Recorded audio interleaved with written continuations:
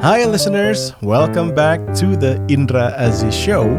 Show di mana kita membahas tentang musik, kehidupan, dan segala sesuatu yang menginspirasi.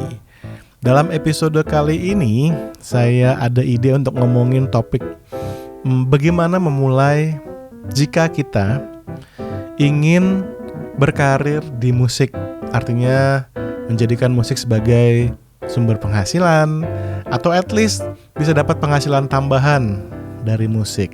Kalau kita belum pernah sebelumnya berkutat di dunia musik gitu ya. Jadi ini muncul ketika saya habis ngelatih seseorang yang dia ini sehari-harinya sebelumnya bukanlah di musik, cuman sedang terinspirasi untuk memulai karirnya di dunia musik. Masalahnya sebelumnya dia belum pernah ada pengalaman bermain di sekitar lingkungan musik, belum pernah bikin lagu, belum pernah ngebantuin orang rekaman dan sebagainya. So ini benar-benar mulai dari awal. My number one advice, kalau kalian di posisi semacam itu adalah yang pertama, use social media untuk gain followers. Memang kedengarannya kayak what? Ini kok kayak apa sih, orang istilahnya cloud ya. Cuman kalau kita ngomong bisnis, cloud atau pansos, ini bahasa yang saya nggak suka sebetulnya. Cuman ini adalah bisnis ya. Jadi kalau misalkan kita bilang kita mau dapat penghasilan dari karir sebagai nyanyi atau sebagai musisi, well, artinya kita ngomongin bisnis sekarang.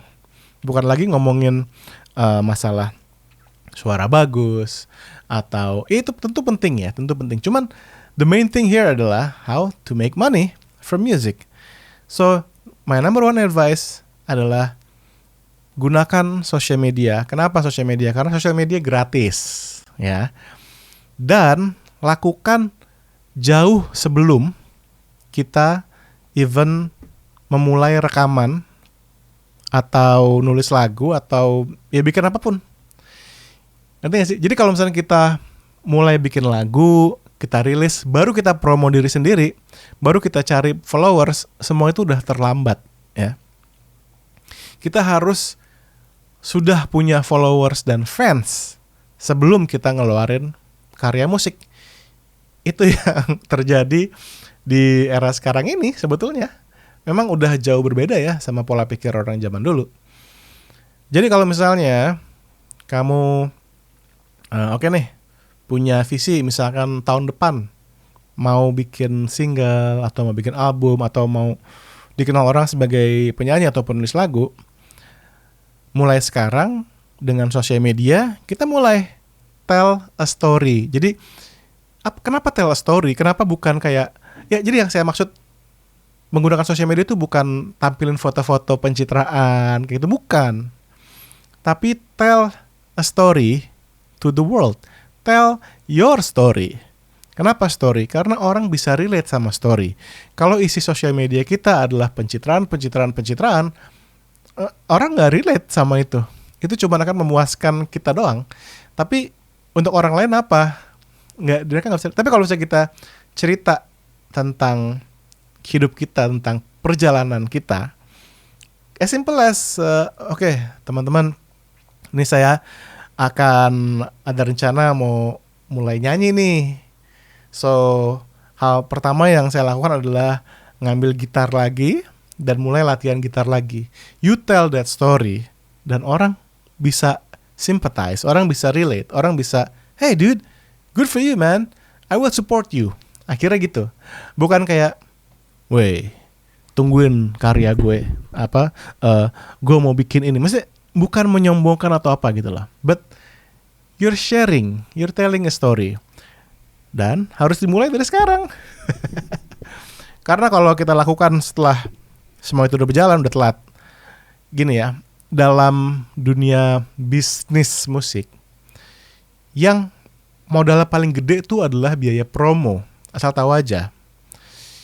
Dan itu seringkali udah keluar uang segitu banyak, ya nggak ada jaminan kalau promonya itu akan membawa kita fans atau membawa lagu kita jadi meledak. Nggak ada. Ya. Jadi mumpung dari sekarang, mumpung sosial media gratis, ya manfaatin. Dengan cara tell a story, be yourself, be authentic, nggak dibuat-buat. And you're good to go. Dan give yourself time lah. Katakan lagi nih, oke, mulai tell a story nih. Cerita, nih, this is day one of me practicing my guitar. Oke. Next, oke nih, kemarin misalnya kita nulis, ini tulisan gue, ada cerita loh di balik tulisan ini. Terus mungkin one day tulisan ini akan jadi lirik lagu. That's a story, that's a good story in fact. Dan orang bisa sympathize. Ya jadi itu sih saran saya buat kalian yang inspired untuk berkarir dan menjadikan musik sebagai sumber penghasilan.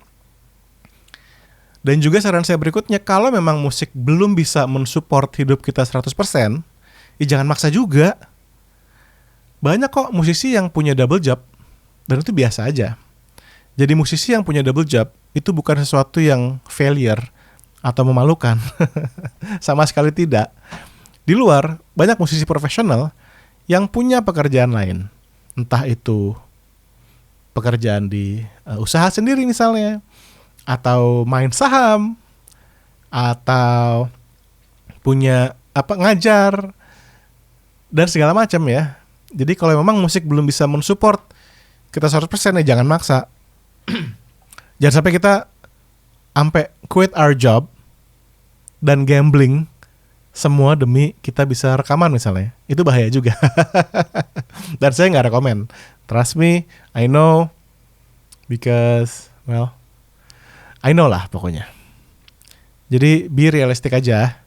Toh di era sekarang multitasking tuh hal yang biasa juga gitu loh. Jadi yang apa-apa kalau kita sibuk di kantor, tapi malamnya nulis lagu, ngulik lagu, bikin video tentang belajar gitar atau bikin cuplikan cover yang singkat, gak apa-apa. But if you tell your story, people will relate, people will sympathize. Dan kalau kita ngelakuin itu dengan konsisten, rutin, dan terus-menerus, masa sih gak ada yang nyangkut 1-2 orang? Kita juga harus bisa menghargai ya. Berapapun itu orang yang follow atau subscribe atau menghargai, please appreciate. Karena 1 orang itu tetap lebih baik daripada 0. Dan kita mesti mikir gitu ya. Jadi kita selalu appreciate audience kita selalu appreciate follower kita. Jangan sampai kita cuman 100. Well, 100 itu orang loh. Itu orang yang actually double tap untuk nge-like video kita di Instagram. 100 is a lot of people, dude. Jadi kita mesti appreciate. Dan kalau kita bisa appreciate, kita bisa konsisten. Dan kita bisa ngelakuin ini dengan rutin dan sustainable. Dan kita hanya akan bisa pada akhirnya mendapat followers, mendapatkan fans dan audience kalau kita ngelakuin ini dengan rutin. Kalau nggak rutin, orang nggak akan ada trust sama kita. Cuman sekali, ya mungkin dia cuma iseng doang. Tapi kalau ini kok gue udah lihat selama sebulan ini rutin banget nih bikin cerita tentang belajar gitar atau tentang nulis lagu, dia serius nih kayaknya. Oke deh, gue akan dukung, gue akan follow gitu. Ya jadi semoga rant atau sharing singkat ini bisa bermanfaat ya buat teman-teman yang lagi punya kepikiran untuk memulai karir di musik. Jadi sekarang udah bukan lagi bikin demo terus ajuin ke produser. Itu cara lama, bro. Sekarang udah gak gitu. Trust me, sekarang udah gak gitu. Sekarang it's about you and your fans. Gak perlu produser, lab, apa segala macem. Ya, one day bisa kerjasama, sure, fine. Tapi the main thing is, ini adalah tentang kamu dan fans kamu. Gak ada lagi perantara.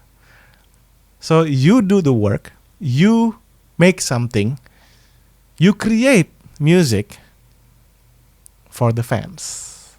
Gitu. Oke? So good luck buat siapapun yang dengerin ini. Semoga kalian inspired. And I'm sharing this from my experience.